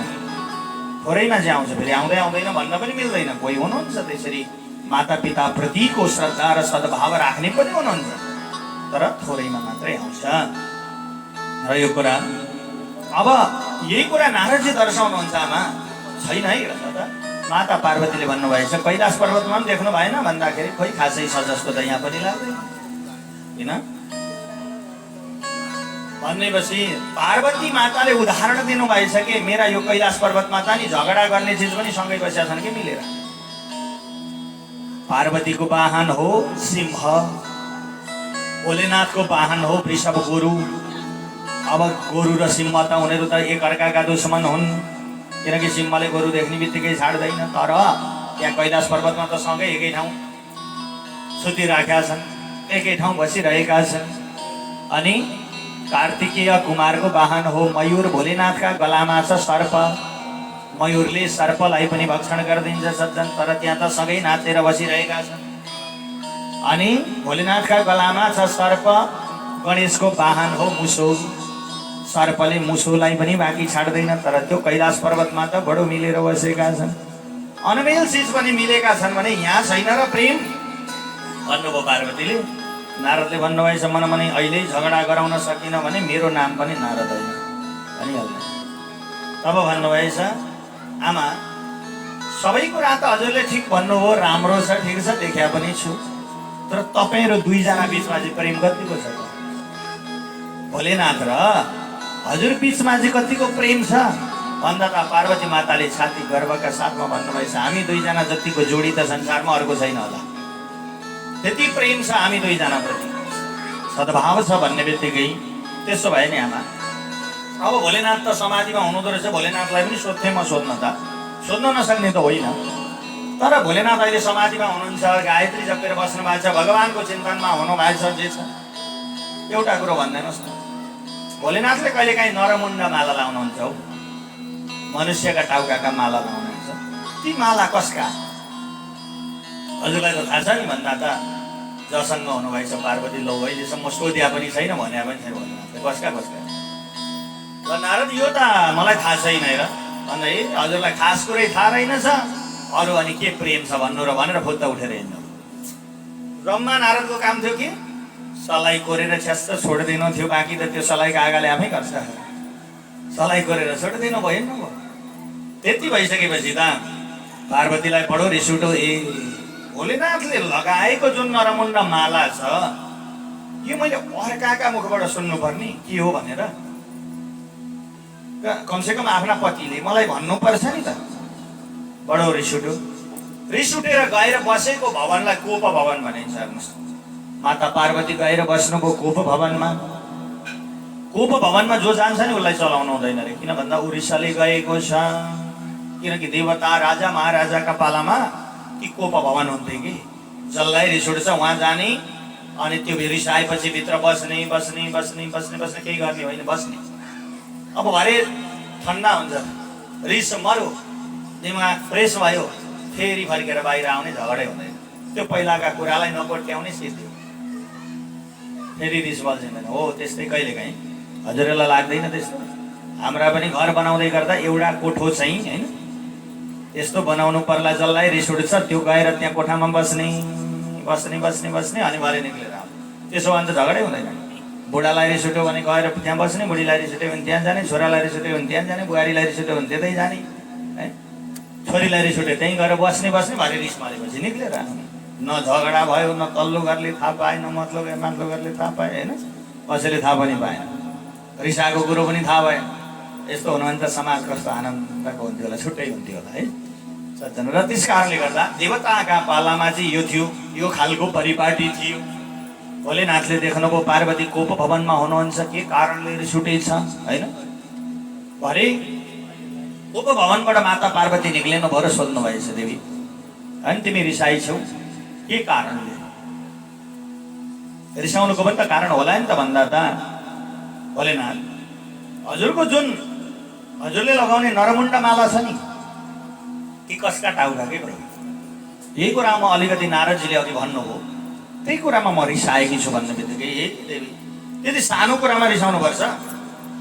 किनकि मैले तिमीलाई लुकाएको होइन, तिमी सुन्न सक्दिनौ र नभन्या सुन्न सक्ने भए त म अस्ति सुनाउँथेँ कि तिमी सुन्नै सक्दैनौ। अब ठिक गर्नुभयो। त्यस्तो सुन्नै नसक्ने कुरा चाहिँ छ चाहिँ के त सुनाउनुहोस् त भनेपछि त देवी जतिवटा यहाँ शिर छन् नि त्यतिचोटि तिम्रो मृत्यु भइसक्यो। याद गर तिम्रै शिर हुने जति पनि लगाएको छु तिम्रा वियोगमा दुखी भएर सहन नसकेर तिम्रै शिर छेदन गरेर माला उनेर लाउँछु। यहाँ जतिवटा शिर छन् हो त्यति पटक तिम्रो मृत्यु भयो, म चाहिँ जीवितै छु भनेपछि पार्वतीले अर्को कुरा भन्नुभएछ प्रभु पति पत्नी भने त एउटै रथका दुईटा पाङ्रा होइन र? अनि एउटा चाहिँ मर्ने एउटा चाहिँ बाँचिरहने हुन्छ र? किनकि मेरो 13-14 जन्म भइसकेछ, 13-14 चोटि। तर हजुर त एउटै जन्ममा हुनुहुन्छ त भन्ने बित्तिकै भोलेनाथले भन्नुभयो देवी यो सब के हो भने यो सब चाहिँ तिमी चाहिँ जन्म मरणको चर्खाभित्र छौ के। पाञ्च भौतिक शरीर हो तिम्रो चाहिँ, तर मेरो होइन। म त्योभन्दा फरक शरीरको हो। तर विधाताको कृपा यस्तो भयो कि तिम्रो र मेरो हर जन्ममा विवाह हुन्छ।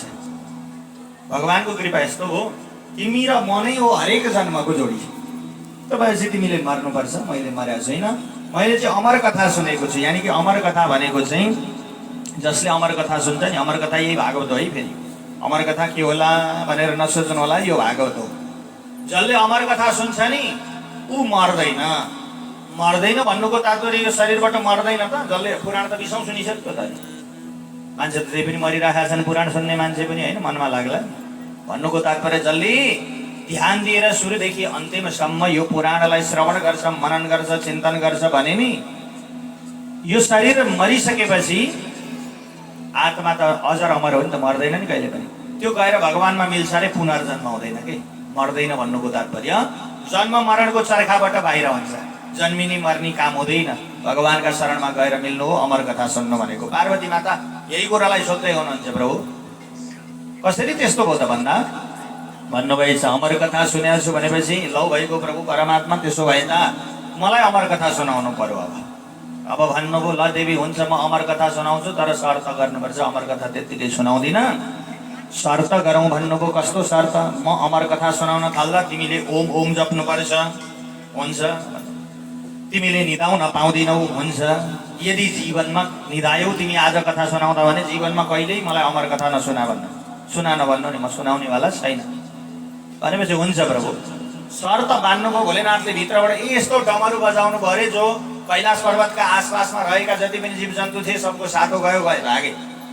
पार्वतीलाई भन्नुभएछ जाऊ देवी बाहिर गएर हेर त कोही छ कि बा। तिमी भन्दा अरूले त सुन्नु हुँदैन नि त, यो कोही छ कि जाऊ जाऊ भनेर सोधेको त बाहिर पार्वती माता आउनुभयो, हेर्नुभयो, घुम्नुभयो, केही छैन, सुनसान छ। कोही पनि चरो मुसो केही छैन। फनक्क फर्केर गुफाभित्र पस्दै गर्दा त भर्खर पारेको सुगाले अन्डा रहेछ। यसो आफ्ना गुफाका मास्तिरपट्टि सुगाको अन्डा गएर भन्नु यो अन्डाले के गर्ला र? गर्दैन, यो त भित्र छ, के जान्दछ र यसले। गएर पार्वती माताले भोलेनाथलाई भन्नुभएछ प्रभु केही छैन यो गुफामा, आसपासमा कोही छैन। अब भोलेनाथ आँखा चिम्लेर अमर कथा सुनाउनुभयो। पार्वती ओम ओम भनिराख्नु भएको थियो। प्रथम स्कन्द र द्वितीय स्कन्द सकिने बित्तिकै सुगाको बच्चो भयो त्यो अन्डाबाट त। अब त पार्वती माताका छेउमा आएर बस्न थालो, ऊ पनि सुन्न थालो। अब गर्दा गर्दै 10औं स्कन्द पूर्ण भयो सज्जन। 11 स्कन्दमा पसेपछि अलिकति वेदान्तका कथा आउँछन्। थोरै पार्वती माताले बुझ्नु भएन, नबुझेपछि निन्द्रा लाग्यो। निन्द्रा देवीले झ्याप्प समाउनु भयो। अब झ्याप्प समाइसकेपछि निदाउनु भएछ। तर भोलेनाथका कानमा ओम शब्द गुन्जिरह्यो। ओम ओम आइरह्यो, सुनाइरहनु भयो। अन्तिममा पूर्ण गर्नुभयो कथा। भोलि भक्तवत्सल भगवानको जब जयकारा लगाउनु भयो नि तब सज्जन त्यति बेला के भएछ त भन्नुहुन्छ भने अब पार्वती झसङ्ग भएर बिउजिनु भयो। बिउजिसकेपछि सोध्नु भएछ प्रभु त्यो महिषी गीत सकिएपछि चाहिँ के भयो? 10औं स्कन्धको अन्तिममा त महिषी गीत छ नि त। रानीहरूले विरहमा भोलेनाथ भगवान कृष्णलाई छोड्नु पर्दा विरह भएर दुखी भएर गान गरेको जसलाई महिषी गीत भनिन्छ। रानीहरूले गान गरेको, विलाप गरेको। अब सोध्नु भएछ त्यस पछाडि ए देवी मैले पूर्ण सुनाइदिइसकेँ तिमीलाई, पुरै अमर कथा पूर्ण सुनिसक्यौ तिमीले, फेरि कहाँ सोध्दैछौ भन्दा प्रभु त्यस पछाडि त मैले नि निदाएछु नि त। माफ गर्नु होला प्रभु, निधाएछु पुरै सुन्न पाइन। ल ठिक छ, तिमी निधायो माने मैले, तर निधाएका मान्छेले ओम भन्दैन, ओम चाहिँ कसले भन्नु त? ओम त मेरा कानमा आइरहेको थियो भन्दा त यसो हेरेको त सुगाको बच्चो कहिले कथा सक्यो तर ओम भन्न छोडेको रहेनछ, त्यहाँ भनिरहेछ ओम ओम। त्यही भएर सुगा र टाई भनिन्छ नि, सुगाले चाहिँ के भन्छ अरे, जे सुन्यो नि त्यो भनिरहन्छ के, छोड्नुपर्छ भन्ने कुरो त ज्ञान छैन नि त उसलाई, भनिरहन्छ ए ओम भन्ने यो चोर रहेछ, यसलाई म जिउँदो छाड्दिनँ, आज ऊ खेल्नुभयो त्रिशो, त्यहाँबाट खेल्नुभयो सुगाको बच्चो, उड्दै उड्दै गयो। पछि भोलेनाथ खेद्दै खेद्दै खेद्दै खेद्दै जानुभयो सज्जन। जाँदा जाँदा त वेदव्यासको आश्रममा पुग्नु भएछ। आश्रममा पुग्दाखेरि वेदव्यासकी पत्नी थिइन् बिटिका, हाई गरे सुगाका बच्चाले भाग्ने ठाउँ लुक्ने ठाउँ यही हो भनेर फुत्तै मुखा बस्यो कि, हाई गरेका बेला फ्याक्ट्री बस्यो। अब आत्तिएका बेला मुखा के पसो नि, अतालिएका बेला घुटुका थोक्ने ल्या निल्यो। यो सुगाको बच्चो बिटिकाले निल्दैन। निल्दिसकेपछि वेदव्यास गएर भन्नुहुन्छ, ए वेदव्यासलाई भोलेनाथ भन्नुहुन्छ, ए वेदव्यास तपाईँकी पत्नीका पेटमा एउटा चोर पसिरहेछ, निकाल्नु त त्यसलाई, मार्न आएको भन्नु। वेदव्यास भन्नुहुन्छ, बाबा हजुरसँग के चाहिँ थियो र छोरा हो त्यस्तो राम्रो चिज? हजुरले लगाएको मुकुट गतिलो थियो भनौँ भने, जटा छन् चोर्नै सक्दैन। हजुरले लगाएको गलामा चाहिँ निकै गतिलो 2-4 तोलाको सुनको हार लगाउनु भएको रहेछ र को छोडेर भागेछ भनौँ भने, त्यो हजुरले लगाएको हार कसैले छुनै सक्दैन, चोर्नको त कुरा छाडौँ, किनकि गोमन सापलाई हार बनाएर लाउनु भएको छ हजुरले। अब हजुरले लगाएका वस्त्र चाहिँ गतिला थिए र चोरेर भागो भनौँ भने, बागम्बर बाघ हेर्दै डर लाग्दो छ, त्यो कपडा कसले लैजाला र है, बाघको छाला लगाउनु भएछ भोलेनाथले। अब पाउडरका ती सामानहरू नि सिँगारका सामान होइन, निकै गतिला थिए, राम्रा थिए, किम्ती थिए, चोरेर भागेछ भनौँ भने, चिता बसमाले पो गरल मसनम दिक पटधरो जटाधारी कण्ठे भुजगपतिहारी पशुपति। प्रभु त चिताको भस्म लगाउनुहुन्छ, त्यो हजुरको त पाउडर कसले चलाउला र? त्यो छुँदा पनि तर्सिन्छ मान्छे भनेर डराउँछ। अनि कसले लैजा भन्दा त होइन प्रभु, अमर कथा सुनौ, त्यस्तो होइन नि, ती महत्त्वपूर्ण कुरा होइनन् तिनीहरू भन्नुहुन्छ कि भोलेनाथ। श्रृङ्गार कपडा यी आदि कुरा त महत्त्वपूर्ण होइन नि, त्यसका लागि म किन पछाडि आउँथेन व्यर्थैमा? मेरो त अमर कथा, यानि कि जसलाई अमर कथा सुनाइयो त्यो अमर हुन्छ, कहिल्यै मर्दैन हो। त्यस्तो कथा पो सुनेर भागो त भन्ने बित्तिकै हाँस्नु पऱ्यो वेदव्यास। जय हो प्रभु, तपाईँलाई त्यसै भोला भनेको रहेनछ नि, त अमर कथा सुन्नु भन्दै हुनुहुन्छ, अनि अमर कथा सुन्नेलाई मार्न खेद्दै हुनुहुन्छ तपाईँ। जसले अमर कथा सुन्यो त्यो मर्दैन, तपाईँ आफै भन्दै हुनुहुन्छ। अब त्यसलाई मार्नुभयो भने अमर कथाको अस्तित्व के रह्यो भन्दा त झट्ट सम्झिनु भएछ भोलेनाथले। हो त, जसले अमर कथा सुन्यो त्यो त मर्दैन। अनि बित्थामा फेरि किन यसका पछि लागेछु त म त भनेर मुसुक्क हाँसेर फर्किनु पऱ्यो। छेडै रुष्टा छेडै तुष्टा, रुष्टा तुष्टा छेडै छेडै, छिनमै खुसी हुने, छिनमै रिसाउने, त्यही भएर भनिन्छ आशुतोष। भोलेनाथलाई आशुतोष भनिन्छ। आशुतुष्यति कोप्यति इति आशुतोष, छिट्टै रिसाउने, छिट्टै खुसी हुने। भोलेनाथ रिसाउनु भयो भने विघ्न भइहाल्छ, तर विघ्न हुन आँट्यो भनेर हतपत थाहा पाइयो भने गएर 1 लोटा पानी हर हर महादेव भनेर खनाइदियो भने भोलेनाथ प्रसन्न। केही चाहिँदैन हेर्नुहोस्, त्यही भएर भोला भनिन्छ कि। कहाँ कति बेला के भन्छ भन्ने कुरो थाहा छैन। अब त्यसो जारी भोलेनाथ त फर्किनु भयो, तर बिटिकाका कोखमा बसेको त्यो सुगा शक्तिमा परिणत भयो, त्यही बच्चो भयो, भित्र त पेट भयो। बच्चामा परिणत हुँदै गएपछि त बस्दा 12 वर्ष बसेछ। 12 वर्षमा वेदव्यासले भन्नुभएछ, बाबु एकदम बाहिर आउँदैनस्, कति साह्रो डराएको। शिवजी त 12 वर्ष अगाडि फर्किनु भएको यहाँबाट भनेको त त्यो भित्रबाट भनेछ, बाबा म कहाँ शिवजीका मायाले हो र, भगवान्का सांसारिक मायाले, सांसारिक कुराले चाहिँ म डराएको हो भनेपछि त त्यही बेला वेदव्यासजीले चाहिँ आराधना गर्नुभयो भगवानको र आएर भगवान नारायणले गर्वमै आशीर्वाद दिनु अरे, बाबु तिमीलाई मेरो सांसारिक मायाले छुँदैन जाउने, तिमी जाऊ भनेपछि तब मात्रै भगवानको आशीर्वाद पाएर 12 वर्षमा सुखदेव महामुनि आमाका कोखबाट जन्मिनु भयो। 12 वर्षमा जन्मिएर अनि जन्मिसक्दा त्यो आफूसँग भएको साथीलाई काँधमा लाएर टुकुटुकु हिँड्दै जानुभयो, त्यत्रो जन्मिनु भएको थियो अरे। 12 वर्षमा त त्यसै पनि हिँड्न सक्ने हुनुभयो नि त। अब कता कता हजुरहरूलाई लाग्ला है 12 वर्षसम्म कसरी थाम्नु भयो आमाले, कसरी राख्नुभयो होइन? 9-10 महिनाको त गाह्रो छ कुरा। भन्दा त्यो बेला आमाहरूको आयु नि सत्य युगमा आमा माताहरूको आयु भनेको 1000 वर्षको हुन्थ्यो अरे। 12 वर्षको त कुनै त्यो 12 त उहाँहरूलाई केही होइन, यही जस्तो थिएन। त्यही भएर राखिदिनु भयो। फेरि जन्मियो अनि जङ्गलतिर बाटो लाग्यो। बल्ल बल्ल जन्मिएको छोरो जङ्गलतिर गयो, बोलाउँदै जानुभयो, पुत्र यति पुत्र यति पुत्र यति, हो बाबु ए पुत्र ए पुत्र ए पुत्र भन्दै भन्दै भन्दै भन्दै गएको पर जङ्गलमा पस्यो छोरो त। जङ्गलमा पसिसकेपछि जङ्गलबाट त पुत्र भनेर यताबाट बोलाउनुहुन्छ अरे, उताबाट पुत्र भन्छ कि। कराउनु भएको छ नि हजुरले? जङ्गलमा गएर के शब्द यदि बोलाउनु भयो भने नि त्यही शब्द रिटर्न फर्किएर आउँछ आफूतिर। वेदव्यास भन्नुहुन्छ त्यो छोरो कि म छोरो त? उसले पनि छोरो भन्न थाल्यो त मलाई त। पुत्र भनेपछि त म पुत्र भन्छु, ऊ पुत्र भन्दैछ, को चाहिँ पुत्र त?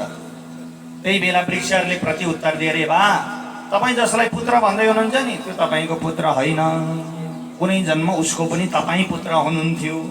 किनकि जीवको भनेको कहिले बाउ भएर, कहिले छोरो भएर, कहिले बुहारी भएर, कहिले नाति भएर, कहिले पनाति भएर जन्म भइरहन्छ।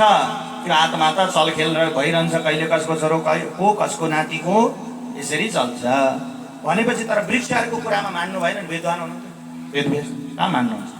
पछि पछि लाग्नु भएछ पर पुग्दा पर एउटा पोखरीमा धेरै स्त्रीहरू आमा दिदी बहिनीहरू नुहाउँदै हुनुहुन्थ्यो। नुहाउँदै गरेका ठाउँमा सुखदेव मामुनि ती दिलबाट जानुभयो उता नङ्गा झडङ्ग नाङ्गै।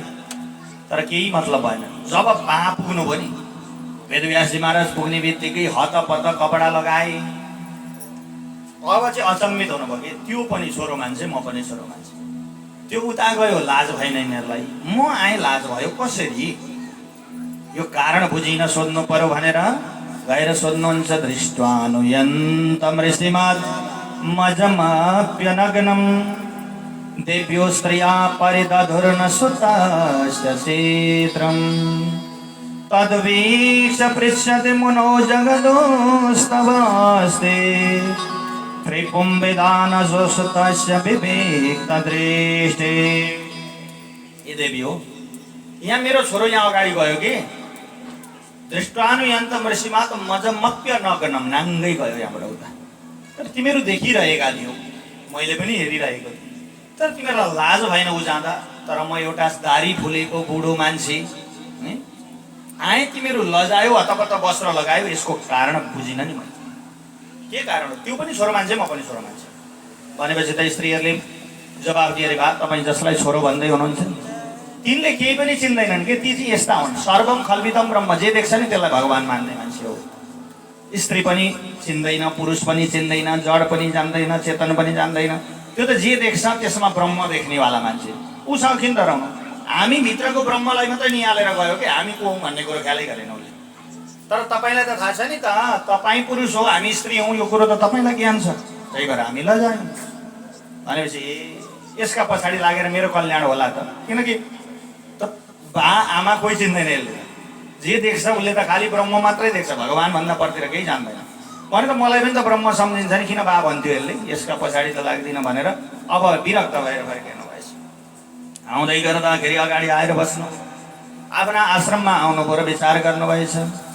द्वापरे समनो प्राप्ते तृतीय युग परे आए जात पराशरादि योगी वास्तव्यम कलया हरे। द्वापरे समनो प्राप्ते, द्वापर युगको अन्त्यमा तृतीय युग पर्याय, तेस्रो युग बितिसकेको थियो। पराशर योगी, पराशर महामुनिका पुत्र व्यासजी महाराजले विचार गर्नुभएछ, अगाडि घोर कलियुग आउँदैछ, अब के गर्ने त भन्दै गर्दाखेरि आफ्ना आश्रममा बस्नुभएछ र त्यो एउटा वेदलाई 4 भागमा विभाजन गर्नुभएछ। ऋग, यजुर, साम, अथर्व। त्यति बेर कृष्ण द्वैपायन नाम थियो उहाँको। वेदलाई विस्तार गरेको हुँदा वेदव्यास भयो। ऋग्वेद, यजुर्वेद, सामवेद, अथर्ववेद 4 वेदमा विभाजन गर्नुभयो। तत्पश्चात 17 पुराणको रचना गर्नुभयो। महाभारत जस्तो बृहत ग्रन्थको रचना गर्नुभएछ। तर पनि मनमा अशान्ति छ, मनमा शान्ति छैन, बडो दुखी हुनुभयो। दुखी भएर बस्नुभयो र कारण खोज्न थाल्नुभएछ कि के कारणले म दुखी छु, किन दुखी छु, के भएर दुखी छु? कारण भेटिँदैन। कारण नभेटिसकेपछि त्यत्तिकैमा हे परमात्मा, हे विधाता, के भयो? कसरी म यत्रो कर्म गर्दा गर्दै तापनि दुखी कसरी भएँ भनेर सोच्दै गर्दा त्यही बेला आकाश मार्गबाट दिव्य ध्वनि गुन्जायमान भयो। आकाश मार्गबाट नारदजी नारायणको नाम जप्दै जप्दै आउँदै गर्नुहुन्छ। आउनुहोस् एकैछिन हामी पनि तिनै परमात्माको नाममा आनन्दित बनौँ। बोलिए भक्तवत्सल भगवानको श्रीमन नारायण नारायण नारायण भजमन नारायण नारायण नारायण श्रीमन नारायण नारायण नारायण भजमन नारायण नारायण नारायण श्रीमन नारायण नारायण नारायण भजमन नारायण नारायण नारायण श्रीमन नारायण नारायण नारायण भजमन नारायण नारायण नारायण श्रीमन नारायण नारायण नारायण भजमन नारायण नारायण नारायण श्रीमन नारायण नारायण नारायण भजमन नारायण नारायण नारायण श्रीमन नारायण नारायण नारायण भजमन नारायण नारायण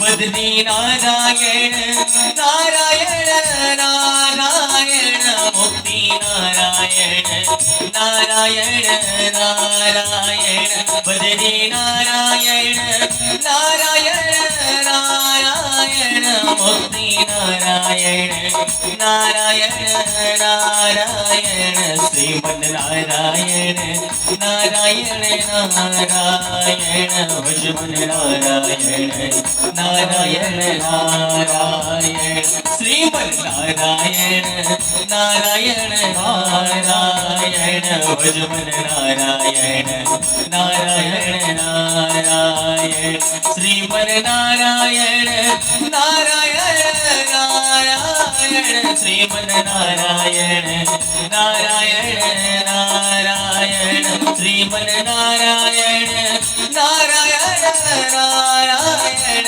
भजमन नारायण नारायण नारायण श्रीमन नारायण नारायण नारायण भजमन नारायण नारायण नारायण श्रीमन नारायण नारायण नारायण भजमन नारायण नारायण नारायण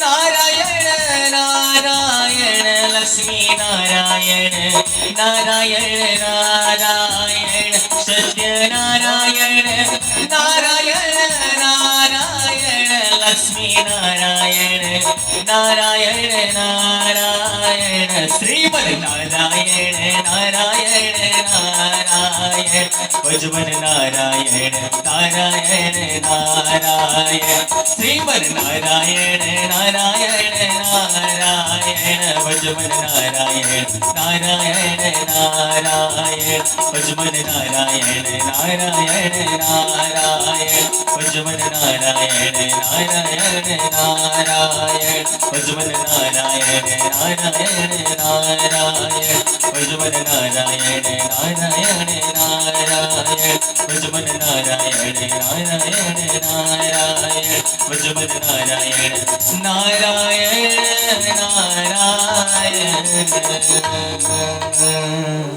बोले नारायण भगवान की जय हो। यस्तो प्रकारले सज्जन जब नारदजी आउनुभयो अनि सम्मान साथ वेदव्यासी महाराजले आसनमा राख्नुभयो र पूजा अर्चना गर्नुभयो भन्ने दिव्य पावन चरित्र मैले भागवत भित्र रहेर हजुरहरूलाई श्रवण गराएँ। अब हाम्रो मध्याह्नको समय भएको छ। मध्याह्ने घटिका द्वयम भन्छ शास्त्रले। 2 घडी भनेको लगभग 48 मिनट हो, तर समय परिस्थिति अनुसार अलिकति अब तलमाथि हुन्छ यसमा र त्यो समय अनुसार हामी फेरि यो व्यासासनमा आएर विद्यमान हुनेछौँ, बस्नेछौँ भगवानका गुणानुवाद गाउनका लागि। समय हामीसँग छ सज्जन र हजुरहरू बिहानदेखि आएर बस्नु भएको छ। उठ्नु होला, आफ्ना गुडा तन्काउनु होला, घुँडा दुखेका होलान्, ढाड दुखेका होलान्, है तन्काएर अनि भोजनालयमा प्रसादी बनेको छ तपाईँ हाम्रा लागि। भोजन प्रसादी ग्रहण गर्ने अनि फेरि आएर यहाँ बस्ने। शास्त्रले के भन्छ भने नि मानवलाई चाहिने कुरा जम्मा कति अरे भने नि घाँस बाँस कपास 3टा कुरो भए मानवलाई पुग्छ अरे। र त्यो 13 गतेसम्मलाई चाहिँ त्यसको जिम्मा भगवान्ले लिनुभएछ कि घाँस पनि हुन्छ, बाँस पनि हुन्छ, कपास पनि हुन्छ, यहीँ बसे हुन्छ 13 गतेसम्म। 13 देखि पछाडि चाहिँ यज्ञ समापन गरेर म पनि जान्छु, सँगसँगै सँगै जाउँला। त्यति बेर चाहिँ यहीँ भगवान्का सत्सङ्ग श्रवण गरेर बसौँ भन्दै आउनुहोस्। अब हामी आरतीमा प्रवेश हुनेछौँ। आरती प्रज्वलित गरिसक्नु भएको छ होइन? ल पूजा गरिदिनुहोस् न। पढाइ मन्त्र। ओम